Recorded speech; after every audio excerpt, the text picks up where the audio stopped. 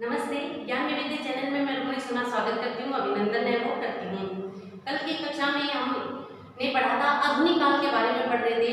उसके 2 वीडियो वो पहले बना दिए गए हैं, बना चुके हैं। तो उसमें हमने देखा था कि आधुनिक काल है जो अपना चतुर्थ काल है वो कहलाता है। इससे पहले आपने कक्षा 11th में है वो आदिकाल, भक्तिकाल और रीतिकाल है वो पढ़ लिए थे। चतुर्थ काल है वो अपनी कक्षा 12th में हिंदी साहित्य में लगा हुआ है। करीब ये 16 नंबर का वेटेज है वो रखता है। तो हम पढ़ रहे थे, इससे पहले हमने आधुनिक काल है उसको भी कई भागों में विभक्त करके है वो देख लिया है। विभक्त है वो किया गया है, 7 भागों में उसे बांटा गया है, जिसमें हमने पहला पढ़ा था भारतंत्र काल।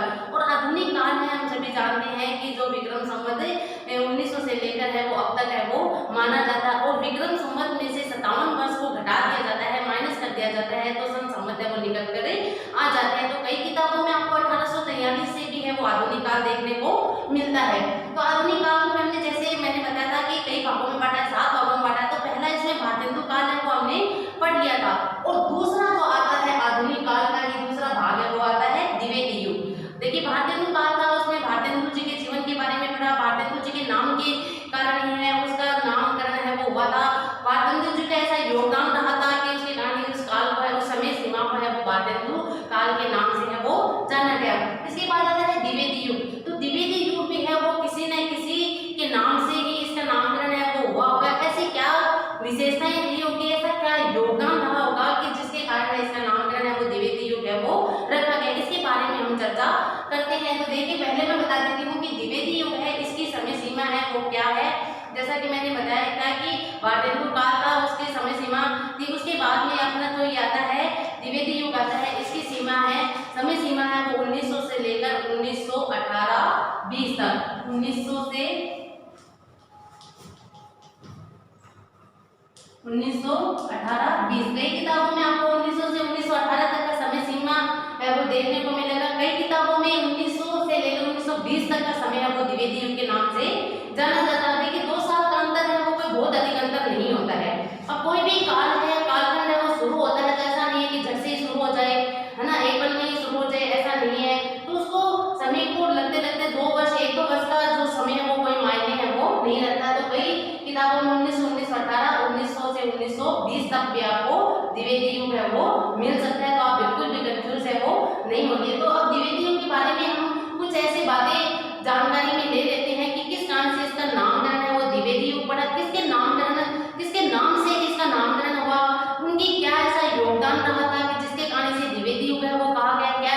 फिर इसके बाद में हम द्विवेदी युग की विशेषताएं हैं, इसकी प्रवृत्तियां हैं, उसके बारे में अध्ययन है वो करेंगे। तो पहले हम वो जानकारी ले लेते हैं कि इसका नामकरण इस कालखंड का यानी 1900 से लेकर 1918-20 तक का जो समय था इसे द्विवेदी युग के नाम से ही क्यों जाना गया। ऐसी क्या विशेषताएं रही होगी, ऐसे क्या योगदान है वो विशेष शख्स का रहा होगा कि जिस कारण से इसे द्विवेदी युग है वो नाम दिया गया। तो हम सभी जानते हैं कि किसी न किसी साहित्यकार के नाम से या किसी न किसी लेखक कवि या किसी न किसी ऐसे व्यक्ति की योगदान के कारण है किसी कालखंड का नामकरण है वो किया जाता है। या किसी कालखंड में ऐसी कोई प्रवृत्तियां उभर कर आती है, मुख्य प्रवृत्तियां उभर कर आती है जिस कारण से उसका नामकरण है वो किया जाता है। तो इसमें भी द्विवेदी युग है, इसका नामकरण है वो किसके महावीर प्रसाद द्विवेदी जी के नाम से इसका नामकरण हुआ है। महावीर प्रसाद द्विवेदी जी, महावीर प्रसाद द्विवेदी जी के नाम से ही इसका नामकरण है वो हुआ है। नाम से ही नामकरण द्विवेदी युग पड़ा है, इसका नाम है वो द्विवेदी युग पड़ा है। जैसा कि मैंने बताया भारतेंदु काल को है आचार्य नगेंद्र ने है वो क्या कहा था, पुनर्जागरण काल कहा था, नवजागरण काल कहा था। इसी प्रकार आचार्य नगेंद्र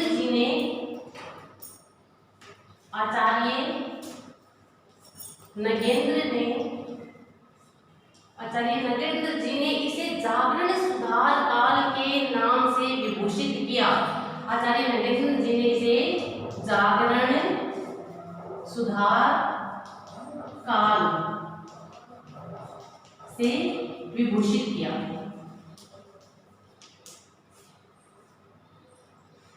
आचार्य नगेंद्र जी ने इस काल को, किस काल को यानी द्विवेदी काल को आचार्य नगेंद्र ने जागरण सुधार काल के नाम से इसे विभूषित किया या जागरण सुधार काल के नाम से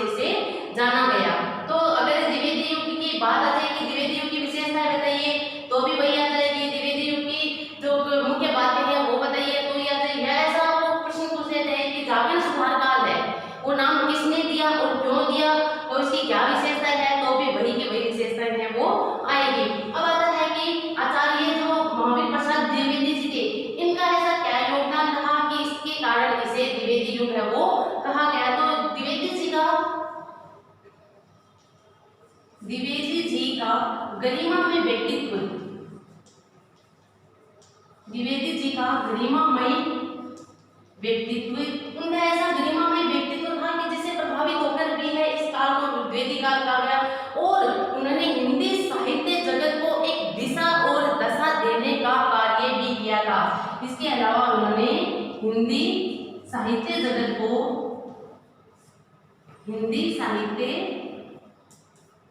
को दिशा व दशा, एक नई दिशा दी थी, एक नई दशा दी थी। दिशा व दशा देने के कारण भी इस युग को क्या कहा गया? द्विवेदी युग है वो कहा गया। यानी महावीर प्रसाद द्विवेदी जी थे, उनका ऐसा गरिमामय व्यक्ति था। और दूसरा आता है हिंदी साहित्य जगत को उन्होंने एक नई दिशा व दशा देने के कारण भी इस काल को है वो द्विवेदी काल है वो कहा गया। अब हम सभी जानते हैं कि अगली बात इसमें से उनकी बात निकल कर आती है कि सरस्वती पत्रिका 1900 में सरस्वती पत्रिका का प्रकाशन हुआ था। 1900 में सरस्वती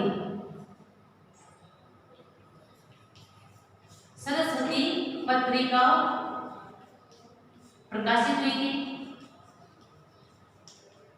1900 में सरस्वती पत्रिका प्रकाशित हुए थे और इस समय इसके संपादक थे वो कौन थे? श्याम सुंदर दास थे। श्याम सुंदर जी इसके, और इनके दो और सहयोगी भी रहे हैं, यानी कि 3 जनों ने मिलकर है वो द्विवेदी पत्रिका का जो प्रकाशन है वो किया था। और महत्वपूर्ण बात ये निकल कर आती है इसमें कि 1903 में महावीर प्रसाद द्विवेदी जी इसके संपादक बनते हैं। महावीर प्रसाद द्विवेदी जी है वो इसके संपादक बनते हैं।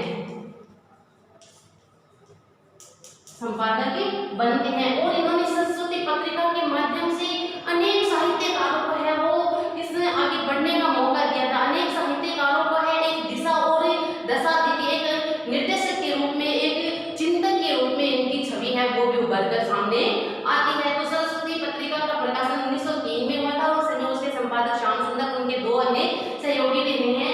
इसके बाद 1903 में महावीर प्रसाद द्विवेदी जी है वो इसके संपादक बनते हैं और इन्होंने इसी पत्रिका के माध्यम से है वो अनेक जनजागृतियां हैं वो फैलाई थी, अनेक ऐसा योगदान दिया था, अनेक ऐसे काव्य रचनाओं का प्रकाशन है वो सरस्वती पत्रिका के माध्यम से करके जनता में एक नव चेतना फैलाने का कार्य है वो किया था। तो इसीलिए अब देखिए पुनर्जागरण है वो भारतेंदु काल में हो गया था। पुनर्जागरण तो हो गया था, लेकिन जागरण में सुधार का कार्य है वो किसने किया था?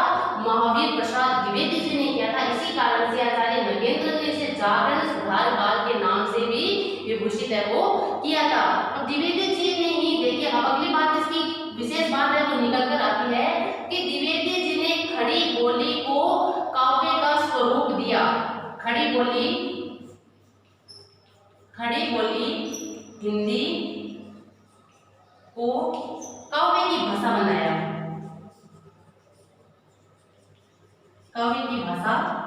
ये एक बड़ा ही महत्वपूर्ण कार्य था महावीर प्रसाद द्विवेदी जी का कि खड़ी बोली। हम सभी जानते हैं, मैंने भारतेंदु काल में बताया था कि इससे पहले जो काव्य रचना है वो ब्रज भाषा में की जाती थी। पहले है वो किसमें की जाती थी? ब्रज भाषा में। और इन्होंने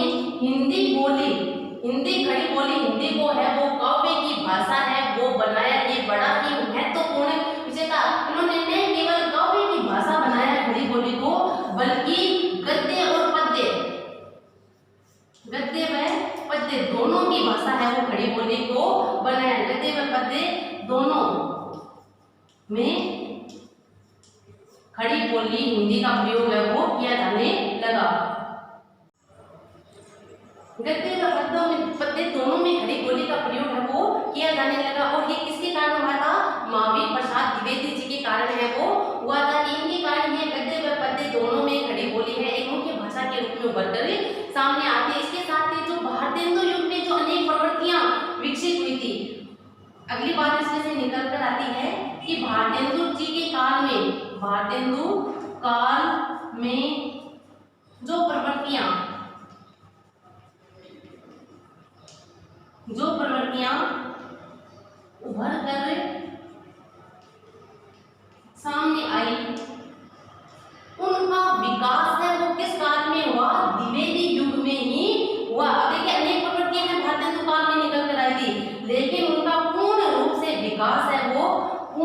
से विकास पूर्ण विकास है वो किस काल में हुआ? भारतीय द्विवेदी युग में होता है। यानी कहने का मतलब है कि भारतेंदु युग में या भारतेंदु काल में ऐसी अनेक प्रवृत्तियां हैं जो उभरकर सामने आई थी और उनका पूर्ण विकास है वो किस काल में होता है? द्विवेदी युग में होता है। अगला पॉइंट इसका आता है, बोर्ड साफ कर देती हूँ मैं। अगली जो मुख्य बात है वो इसमें निकल कर आती है कि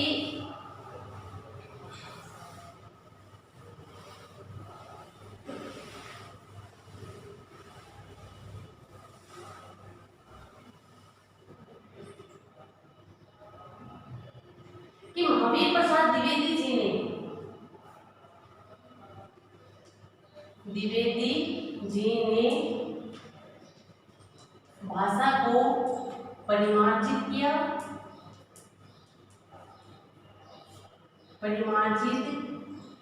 संस्कारित, परिनिष्ठित,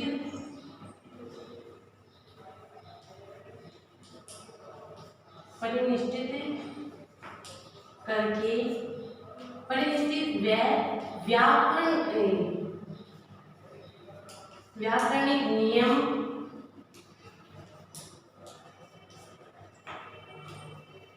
व्याकरणिक नियम व विराम चिन्हों का प्रयोग करके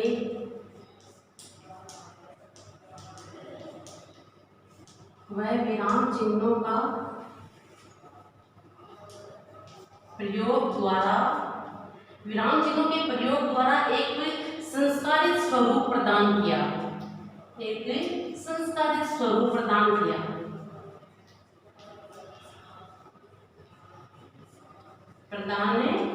देखिए समझिए इस बात को कि द्विवेदी जी ने, आचार्य महावीर प्रसाद द्विवेदी जी ने, इन्होंने भाषा को परिमार्जित किया, अर्थात उसमें कई ऐसे बदलाव है, कई ऐसे सुधार है वो कि जब तो इसको क्या कहा है? जागरण सुधार काल की संज्ञा से विभूषित है वो किया गया इस काल को। तो उन्होंने भाषा को परिमार्जित किया, संस्कारित किया, उसमें ऐसे शब्दों का चयन है वो किया, उसे परिनिष्ठित करके व्याकरणिक नियमों के द्वारा उसे ढालने का प्रयास किया, विराम चिन्हों का प्रयोग करके उसे संस्कारित स्वरूप है वो प्रदान किया। किसने किया था?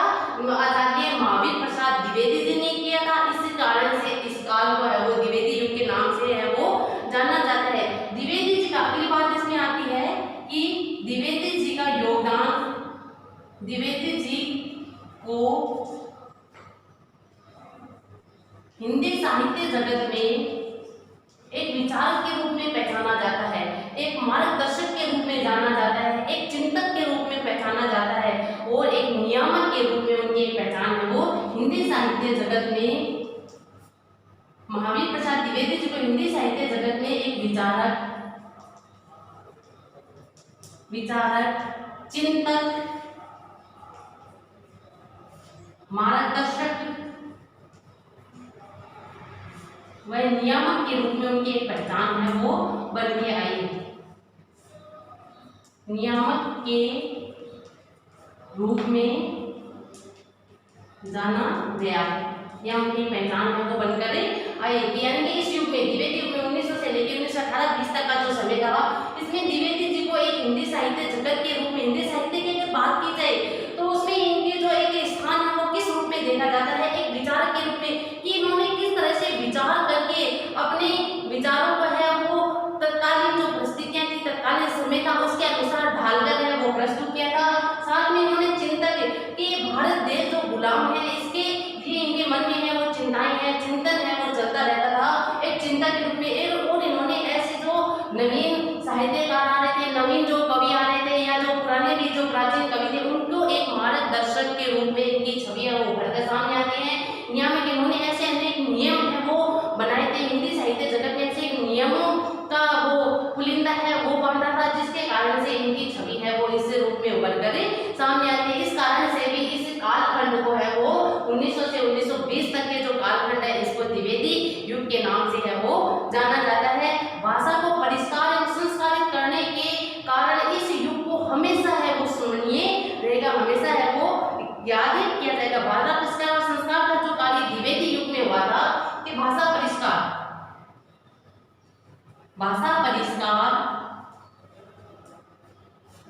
व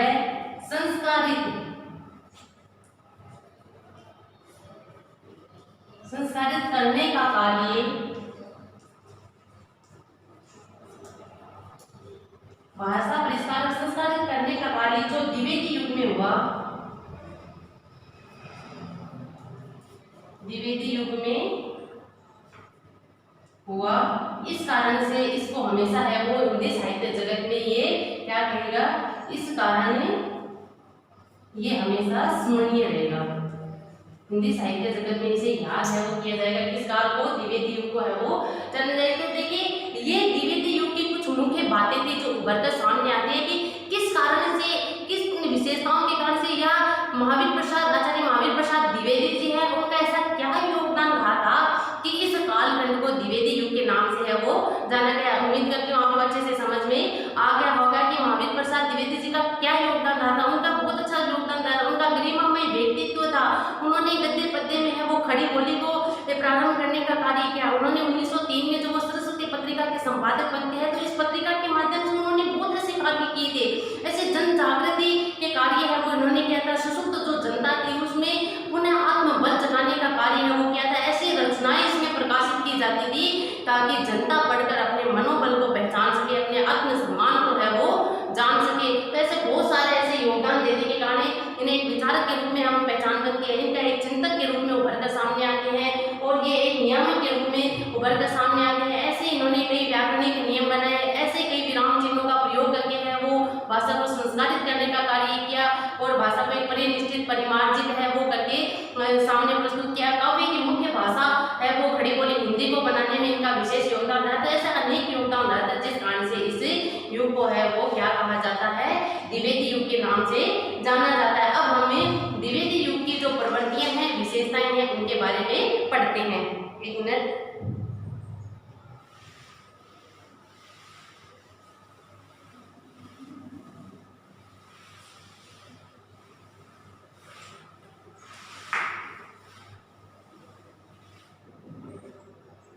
दूसरा पॉइंट आता है अपना द्विवेदी युग की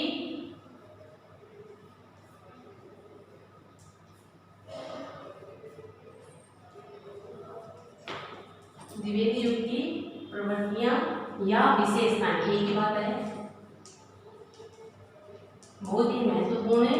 यह प्रश्न बनता है आपका यहाँ 4 नंबर का, जो आपको 80 शब्दों के साथ इसे पूर्ण करना होता है, 80 शब्दों में लिखना होता है। तो हम पढ़ लेते हैं, हम देख लेते हैं द्विवेदी युग में ऐसी क्या विशेषताएं हैं वो रही है। तो इसमें देखिए पहली विशेषता है वो उभर कर आती है राष्ट्रीय चेतना। राष्ट्रीय चेतना, जैसा कि मैंने पहले बताया कि भारतेंदु काल में ऐसी अनेक प्रवृत्तियां उभर कर सामने आई थी, लेकिन उनका पूर्ण विकास है वो किस काल में हुआ था, द्विवेदी युग में हुआ था। तो द्विवेदी युग में जो साहित्य लेखन की जो मुख्य बात है वो निकल कर क्या आती है, राष्ट्रीय चेतना आती है। इससे पहले की जो रचनाएं की जाती थी, यानी भारतेंदु आधुनिक काल से पहले रीतिकाल की बात की जाए तो उस समय की जो रचनाएं की जाती थी वो कैसी होती थी, श्रृंगारिता की रचनाएं हैं वो की जाती थी, विलासिता की रचनाएं हैं वो की जाती थी। कवि है, लेखक है, वो राजाओं के आश्रय में जिनका जीवन है वो कटता था, तो वो राजाओं का यशोगान ही करते थे, उनकी यश कीर्ति ही बखानते थे, उनका गुणगान ही अपनी रचनाओं में करते हुए दिखाई देते हैं। लेकिन जब द्विवेदी युग आता है तो इसमें वो है बदलाव आता है। राष्ट्रीय चेतना क्या स्वरूप है, राष्ट्रीय चेतना के भाव है वो इस समय की रचनाओं में उभर कर सामने आता है। इस समय महावीर प्रसाद द्विवेदी जी है, भारतेंदु जी है, बाल मुकुंद जी है, अनेक ऐसे साहित्यकार हुए हैं कि जिन्होंने अपनी काव्य का मुख्य वर्ण्य विषय है वो क्या बनाया, राष्ट्रीय चेतना बनाया है। सोई हुई जनता में फिर से आत्मबल जगाने का कार्य किया था, अपनी पहचान बनाने का जो कार्य है वो इस काल में क्या किया था। तो इस काल में राष्ट्रीय चेतना से भरे हुए जो रचनाएं हैं वो दी गई थी। और इसमें बताया गया था कि गुप्त जी ने भी भारत भारती, अब गुप्त जी थे, गुप्त जी थे, उनकी रचना है भारत भारती रचना आपने बहुत बार सुनी होगी, बहुत ही महत्वपूर्ण उनकी ये रचना है भारत भारती, बहुत ही प्रसिद्ध रचना है। इसमें भी उन्होंने है वो भारत का जो यशोगान है वो किया था, गुणगान है वो किया था, भारत का जो गौरव में अतीत था वो जनता के सामने है वो लाने का कार्य किया था, जिससे जनता अनभिज्ञ अतीत को अपनी रचनाओं के माध्यम से लेखकों ने, साहित्यकारों ने, कवियों ने है अपनी कविताओं के माध्यम से, अपनी रचनाओं के माध्यम से किसके सामने रखा? जनता के सामने रखा। और जनता है उसे अपना जो गौरवमय अतीत था उसे पहचान कर उसमें फिर से है वो अपने देश के प्रति प्रेम की भावना है वो जगती, अपने देश के प्रति राष्ट्रीय भावना है, देशभक्ति है वो उभर कर सामने आती है। तो ये मुख्य विशेषता आती है द्विवेदी युग की राष्ट्रीय चेतना फैलाने का कार्य है वो इसमें क्या करना है। इसमें देखिए भारत भारती पर भी कहते हैं भूलोक का गौरव प्रकृति का लीला स्थल कहाँ, कि भूलोक का गौरव प्रकृति का लीला स्थल कहाँ, गौरव में हिमालय गंगा जल कहाँ। ऐसा कि गिरियों पर्वतों में ऐसा हिमालय जो भारत देश में है, यहाँ जो पवित्र गंगा नदी बहती है, ऐसी गंगा और किस देश में है? अतीत का जो गौरव है भारत है, ऐसा गौरव में देश और कौन सा है? इस तरह से भारत भारती में मैथिली गुप्त जी ने है वो बहुत अच्छी राष्ट्रीय चेतना जगाने का कार्य है वो क्या था। दूसरी इसमें आती है नीति व आदर्श की कविता। दूसरी इसकी विशेषता आती है नीति व आदर्श की कविता। अब देखिए नीति व आदर्श की कविता में क्या बात आती है कि इस समय की जो रचनाएं हैं, जो कविताएं हैं, उनमें नीति संबंध बात है वो की गई है, आदर्शों की बात है वो की गई है कि अपनी जो सोई हुई जनता थी जो इस समय शोषण का शिकार हो चुकी थी और उनमें अनेक तरह के अत्याचार किए हुए थे, अपना जो गरिमा में गौरव में अतीत था उसे भुला चुके थे, उसे विस्मृत कर चुके थे और अंग्रेजों के कहे अनुसार ही अपना जीवन यापन है वो कर रहे थे, डबे चिथे कुचले है, भयभीत है, जिस तरह से अपना जीवन है वो करते थे। अपने नीति और आदर्शों को जो भुला बैठे थे, अपने प्राचीन भारतीय संस्कार थे, अपनी नीतियां थी, भारतीय जो आदर्श था प्राचीन काल से जो चला आ रहा था उसे विस्मृत कर बैठे थे, भुला बैठे थे। तो इस समय ऐसी कविताएं हैं वो रची गई कवियों के द्वारा कि उनमें नीति की बातें की गई थी, आदर्श की बातें हैं वो की गई थी, ताकि जनता में इन दोनों संस्कारों का पुनर्स्थापन है वो हो सके और जनता है वो अपने अधिकारों के लिए, अपने हक के लिए है वो खड़ी हो सके, तो अपने गौरव में अतीत को है वो पहचान सके। ऐसी इसमें की गई। तीसरी आती है कि सामाजिक समस्याओं का चित्रण। तीसरी इसकी विशेषता आती है सामाजिक विद्रुपताएं कह सकते हैं, सामाजिक समस्याएं कह सकते हैं, सामाजिक समस्याओं का चित्रण। कि देखिए इस समय ऐसी रचनाएं हैं वो की जाने की, हम सभी जानते हैं कि हमारे भारत देश की जो जनता थी उस समय अंग्रेजों के जो उनका व्यवहार था, उनका जो शोषण था उससे दबी हुई थी, उससे कुचली हुई थी और भय की स्थिति हर समय बनी रहती थी, सशंकित है वो हर समय है वो रहती थी, अनेक प्रकार के अत्याचार है उनमें किए जाते थे, छुआछूत है। देखिए समाज में ऐसी अनेक समस्याएं थी, बाल विवाह होते थे, विधवाओं को है वो सती प्रथा की वो चलती थी, बाल विवाह किया जाता था, दहेज प्रथा दी जाती थी, छुआछूत था, जातिगत भेद किया जाता था, धर्मगत भेद है वो किया जाता था। तो ऐसी अनेक समस्याएं हैं वो उस समय थी, इस समय 1918-1920 के समय थी। तो इस समय के द्विवेदी युग के जो साहित्यकार लेखक हुए हैं उन्होंने इन सामाजिक समस्याओं का चित्रण है वो अपनी रचनाओं के माध्यम से प्रस्तुत किया, ताकि जनता को अपना भान हो सके कि हम किस तरह के वातावरण में जी रहे हैं, किस तरह से हमारा जीवन है वो दबा कुचला है, शोषण का हम किस तरह से शिकार। उस समय दो वर्ग बने हुए थे, एक तो शोषण करने वाला था, एक है वो शोषण का शिकार होने वाला था। तो न तो वो शोषित जो हो रहा था जिसका शोषण किया जा रहा था, न तो वो कंठ से आवाज निकालता था, उसका विद्रोह करता था, और न ही जो शोषण करने वाला था उसे कोई दया रहम है वो आती थी। तो दोनों वर्ग है वो एक दूसरे पर इस तरह से डिपेंड हो गए थे, आत्मनिर्भर हो गए थे कि वो शोषण के लिए तैयार रहता था, वो शोषण होने के लिए तैयार रहता था। तो इस समय जो लेखक है उन्होंने सामाजिक समस्याओं का चित्रण है वो अपनी कविताओं के माध्यम से, अपनी रचनाओं के माध्यम से जनता के सामने प्रस्तुत किया, ताकि उन्हें अपना जो जीवन है वो किस तरह का जीवन जी रहे थे, किस तरह के वातावरण में है वो जी रहे थे, तो उन्हें इसका भान हो और वो इन्हें जो सामाजिक समस्याएं थी इनके प्रति एकजुट होकर है वो खड़े हो जाए, इनको मिटा डालने के लिए है वो संकल्पित है वो हो जाए। तो इस तरह की रचनाएं है वो इस समय में की गई। अगली आती है उपदेशात्मक।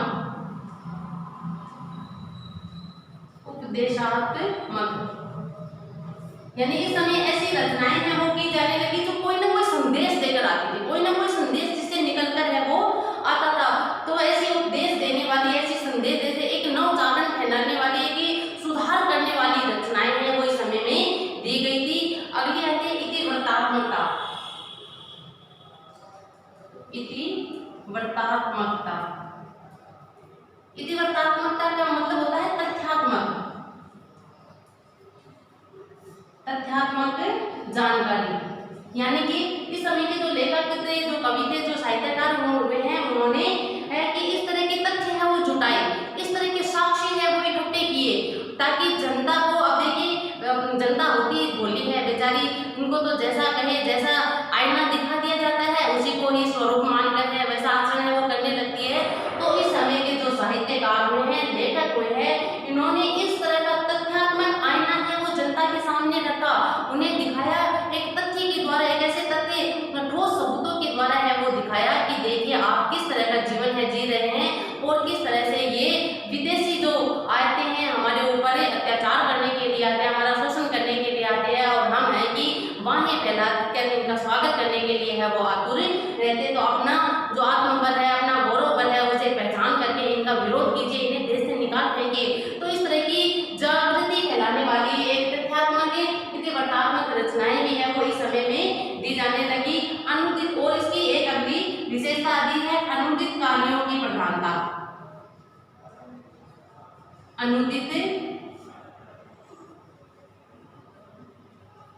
रचनाओं की प्रधानता।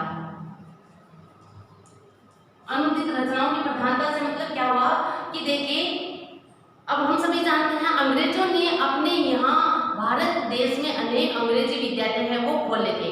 तो ये उन्होंने ये सोचकर नहीं खोले थे कि इससे भारतीयों का भला हो, भारतीय है वो अंग्रेजी का ज्ञान उन्हें मिले, इससे ये सोच उनकी नहीं थी। उनकी सोच कैसी थी कि उन्हें अपने जो उन्होंने बड़ी बड़ी कंपनियां यहाँ स्थापित की थी, जो बड़े बड़े कारखाने फैक्ट्रियां लगाई थी, उसके लिए उन्हें क्लर्क चाहिए थे, वो कार्यों को करने के लिए क्लर्क, अंग्रेजी क्लर्क चाहिए थे, इसके लिए उन्होंने विद्यालय खोले थे। लेकिन इसका सीधा सीधा प्रत्यक्ष लाभ है वो किसको मिलता है, भारतीयों को मिलता है। भारतीयों ने जब अंग्रेजी ज्ञान पा लिया तो उन्होंने अनेक ऐसे जो विदेश थे उनके जो साहित्य था उसका पठन पाठन किया, उसको पढ़ा, उसको जाना, उसका ज्ञान है वो संचित किया। तो ऐसे ऐसे साहित्यकार हैं वो उभर आए कि जिन्होंने अन्य भाषाओं के जो अच्छे अच्छे ग्रंथ थे, अच्छे अच्छे एक संदेश देने वाले, चेतना फैलाने वाले, जागृति देने वाले ऐसे काव्य रचनाओं का अनुवाद है वो किसमें किया, अपनी भाषा में किया, अपनी हिंदी भाषा में किया, ताकि जनता उसे सरलता से, सहजता से, सुलभता से उसे समझकर है अपने गौरव को पहचान सके, अपने भारत देश का जो संसार में जो गौरव में अतीत रहा है, जगत गुरु के पद पर जो प्रतिष्ठित था अपना भारत, उसे वो पहचान सके। तो ऐसे अनुदित रचनाएं हैं वो इस समय की भी एक मुख्य विशेषता है वो रही है। अगली आती है हास्य व्यंग्य की प्रधानता, साथ ही इसकी विशेषता निकल कर आती है हास्य व्यंग्यात्मक, हास्य व्यंग्य की प्रधानता। यानी कि इस समय में ऐसी रचनाएं हैं वो आई, बढ़कर आई, लेखकों के द्वारा ऐसी रचनाएं दी गई जो हास्य और व्यंग्य के पुट से लबालब भरी हुई थी। अब देखिए हास्य और व्यंग्य है वो किस पे किया गया, राजनीति पर किया गया, सामाजिक जो विद्रूपताएं थी जैसे छुआछूत है, धर्म अधर्म है, भेदभाव है, जातिगत भेदभाव है, ये बाल विवाह है, दहेज प्रथा है, इन सब पर व्यंग्यात्मक रचनाएं हैं वो की गई ताकि पाठक के सीधे सीधे हृदय को छुए। अगर देखिए कोई भी बात है वो व्यंग्य में कही जाए तो वो उसका सीधा असर है दिल और दिमाग पर पड़ता है। तो वही कार्य इन्होंने क्या कि इस पर कैसे अपनी यहाँ जो हताश, निराश, कुंठा से ग्रसित जो जनता है उसमें कैसे वो आत्मबल है वो जगाया जा सके, किस तरह से उसमें जागृति है वो लाई जा सके, इसलिए इन्होंने हास्य व्यंग्य के प्रधानता के वाली रचनाएं हैं वो दी ताकि उसे व्यंग्य है वो उनका सीधा किसके हृदय पर आघात करे, सीधे हृदय पर चोट लगाए और वो अपने गौरव अतीत को पहचान सके। तो उन्होंने सामाजिक जो विडंबनाएं थी, सामाजिक जो विद्रूपताएं थी उस पर व्यंग्य करती हुई रचनाएं दी गई। इसके साथ ही अंग्रेजों की जो राजनीतिक चालें थी, जो राजनीतिक चाल वो चलती थी उस पर व्यंग्य करती हुई रचनाएं हैं वो दी गई। राजनीति पर, धर्म पर, छुआछूत, आडंबर, अनेक प्रकार के समाज में ऐसे आडंबर थे, ऐसे अंधविश्वास है वो फैले हुए थे, तो उन पर ऐसी रचनाओं के माध्यम से व्यंग्य किया गया ताकि जनता उन्हें भगा सके, उन्हें छोड़ सके, उन्हें दूर हटाकर अपना गौरव में अतीत है उसकी पहचान करके और एक स्वतंत्र भारत की जो परिकल्पना की गई थी उसको साकार रूप है वो दिया जा सके। तो इस कारण इसी युग की जो काव्य रचनाएं थी, साहित्य लेखन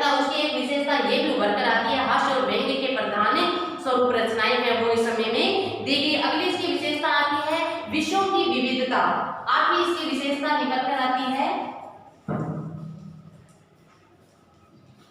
विषयों की विविधता।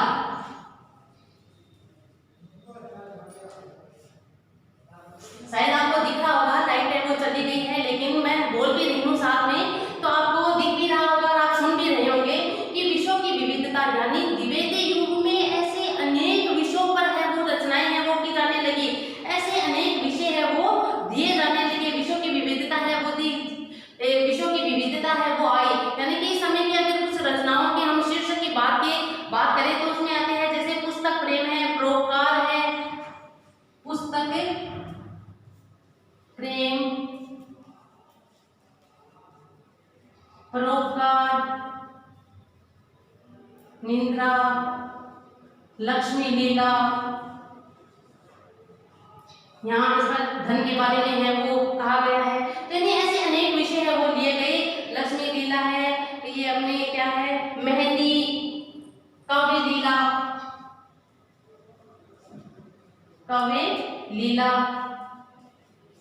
मेहंदी, यानी ऐसे ऐसे शीर्षक वाली रचनाएं हैं वो इस युग में देखने को मिलते हैं। इस युग में द्विवेदी युग में देखने को मिलते हैं कि विषयों की विविधता, यानी कि अगर इस समय की रचनाओं के कुछ शीर्षक हम देखते हैं, ऐसे बहुत सारी रचनाएं लिखी गई थी, सारों के शीर्षक याद करना या लिखना या बता पाना है वो पॉसिबल नहीं है, लेकिन कुछ ऐसे आपको उदाहरण है वो मैं बता रही हूँ कि विषय की विविधता है वो किस प्रकार से रही थी, किस प्रकार की विशेषता है।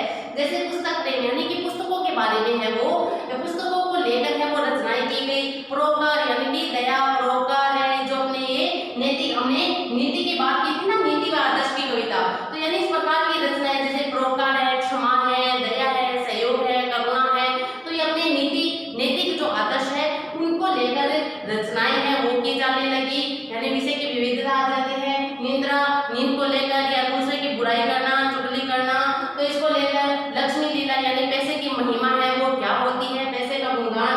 काव्य लीला, काव्यों के बारे में, कविताओं के बारे में है वो बताया गया। मेहंदी, यानी ऐसे अनेक वर्णन विषय है वो इस समय की विशेषता है वो रही है। किस समय की, 1918, ये 1900 से लेकर 1918 से 20 तक का जो कालखंड रहा है द्विवेदी युग का, ऐसी विशेषताएं हैं कि विषयों की विविधता है वो इस पर रचनाएं की गई। इसके साथ ही इसमें आता है कि काव्य रूपों की विविधता, अगली आते थे विषयों की विशेषता, इसके साथ ही काव्य रूपों की विशेषता, काव्य रूपों की विविधता, काव्य रूपों की विविधता। विविधता का मतलब होता है भिन्न भिन्न, अनेक प्रकार के, यानी कि इस समय में द्विवेदी युग में ऐसे अनेक काव्य रूप है वो सामने, जैसे प्रबंध काव्य लिखे गए, खंड काव्य लिखे गए, महाकाव्य लिखे गए, छोटी कविताएं लिखी गई, बड़ी कविताएं लिखी गई, यानी कि काव्य रूप यानी अनेक रूपों में काव्य, जैसे प्रबंध काव्य लिखा गया, प्रबंध काव्य लिखा, इसमें ये महाकाव्य, खंड काव्य,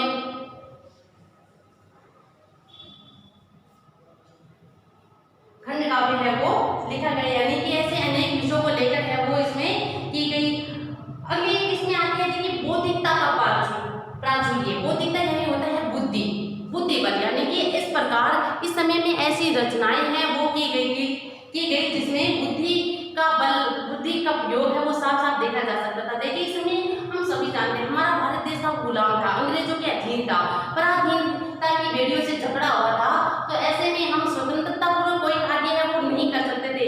अब इनमें जो 200 काल का जो समय चला आ रहा था, 200 काल बहुत लंबा समय होता है कि उस समय में 1700 से लेकर 1900 तक का जो समय है वो 200 वर्षों का जो समय है वो अपना कैसा रहा है, पराधीनता में झगड़ा हुआ ही रहा है। तो ऐसे में जो भारतीयों की जो अपनी जो राष्ट्रीय चेतनाएं थी, अपने आदर्श थे, अपने संस्कार थे, सबको है विस्मृत किया जा चुका था, भुला चुका था, उनका से ग्रसित थे, भय से ग्रसित थे।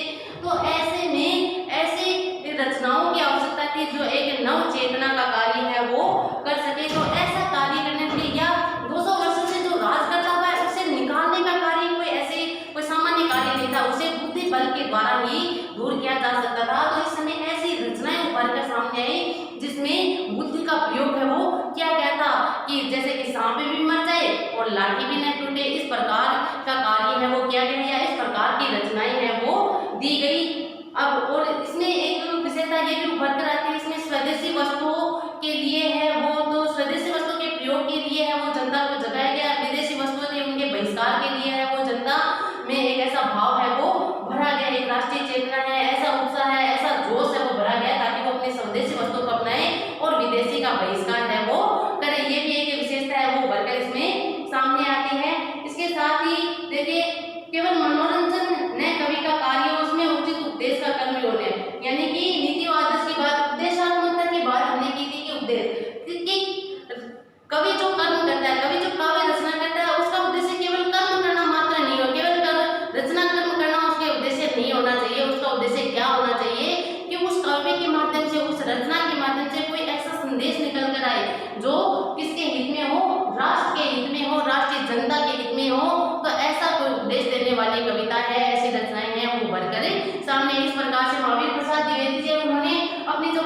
सरस्वती पत्रिका, इसके माध्यम से भी जनता में ऐसे जागृति फैलाने का कार्य किया है कि आप इस प्रकार की रचनाएं कीजिए ताकि वो राष्ट्र के हित में हो, जनता के हित में हो, जनता में वो पुनः जोश है, वो उत्साह है, वो फिर से जगाया जा सके।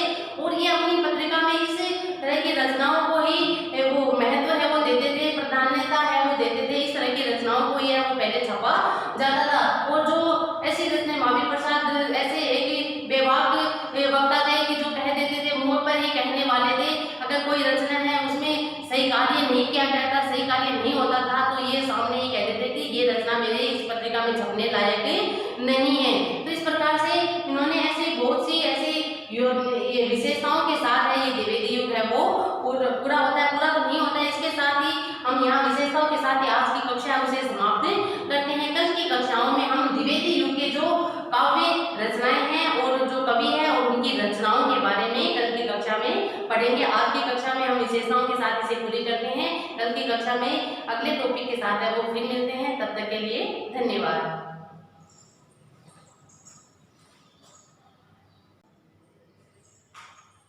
खड़ी बोली हिंदी का प्रयोग है वो किया जाने